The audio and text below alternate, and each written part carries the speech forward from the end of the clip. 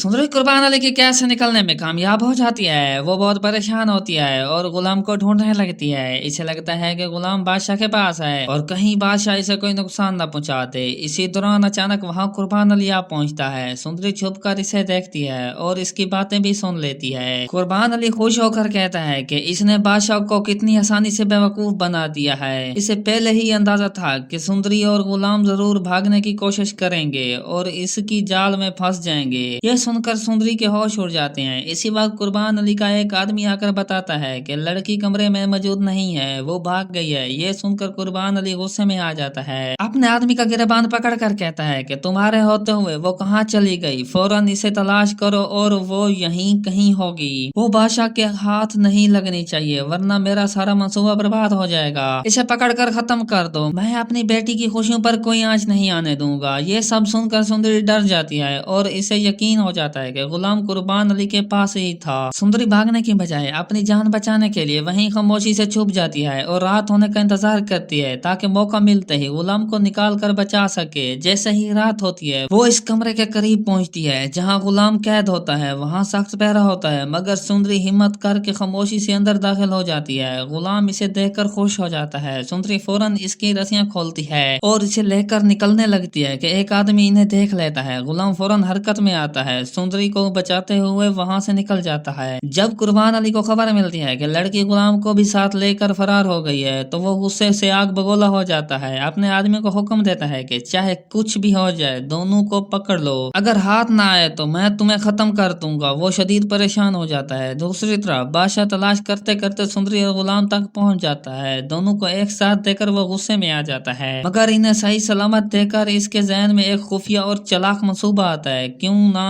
इन्हें खामोशी से कैद करके बदला लिया जाए और किसी को खबर भी ना हो। वो दिल ही दिल में सोचता है कि इसकी फूफो को यही मालूम है कि सुंदरी गुलाम के साथ भाग गई है और इसके बाप को लगता है कि वो इन्हें तलाश कर रहा है, तो क्यों ना इस मौका का फायदा उठाया जाए। इसी दौरान एक और हकीकत इसके सामने आती है। वो कुर्बान अली की बातें सुन लेता है जिससे इसे अंदाजा हो जाता है कि सुंदरी और गुलाम पहले कुर्बान अली की कैद में थे। बादशाह समझदारी से काम लेता है और कुर्बान अली की बेटी मर्ग के पास जाकर इसे इसके बाप की हकीकत बताता है और इसे इसके बाप के पास भेज देता है। साथ ही ये पैगाम देता है अगर इसके बाप ने सुंदरी को इसके हवाले न किया तो वो मर्ग को हमेशा के लिए छोड़ देगा। ये सुनकर मर्ग और इसके बाप के पैरों तले जमीन निकल जाती है। कुर्बान अली मजबूर हो जाता है क्योंकि सुंदरी और गुलाम पहले ही इसकी कैद से निकल चुके होते हैं। वो सोच में पड़ जाता है कि वो आखिरकार गए कहाँ और बादशाह को ये सब कैसे पता चला। ये बात इसे अंदर ही अंदर खे जा रही होती है कि इसकी बेटी का घर बर्बाद हो सकता है। वो बादशाह से आमने सामने बात करने का इरादा करता है मगर फिर रुक जाता है। इसके ज़हन में शक आता है कि कहीं सुंदरी और गुलाम बादशाह के पास तो नहीं और वो कोई नई चाल तो नहीं चल रहा। आखिरकार वो बादशाह से मिलता है। बादशाह पूछता है कि सुंदरी और गुलाम कहाँ हैं। कुर्बान अली पूरे एतमाद से कहता है कि वो तो तुम्हारे पास हैं। ये सुनकर बादशाह हैरान और गुस्से में आ जाता है और कहता है कि झूठ मत बोलो। कुर्बान अली जवाब देता है कि मानता हूँ वो पहले मेरी कैद में थे मगर अब तुम्हारी कैद में है। तो दोस्तों अगर वीडियो पसंद आई है तो हमारे चैनल को लाइक शेयर और सब्सक्राइब करना ना भूलिएगा।